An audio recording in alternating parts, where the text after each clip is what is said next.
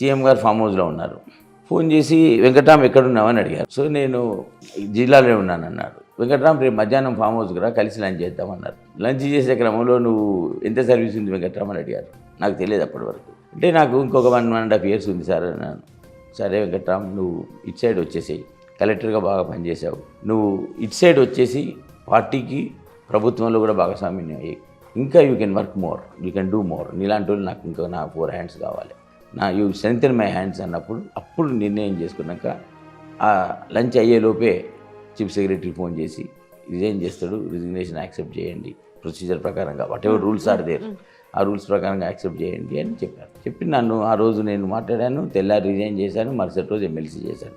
ఇదంతా శరవేగంగా నేను ఊహించని పరిణామం అది. సో ఒక ముఖ్యమంత్రి ఒక ఐఏఎస్ ఆఫీసర్ని పిలిచి రిజైన్ చేసి నువ్వు ఎమ్మెల్సీగా కావాలనే అదృష్టం ఎంతమంది ఆఫీసర్లకు వస్తుంది?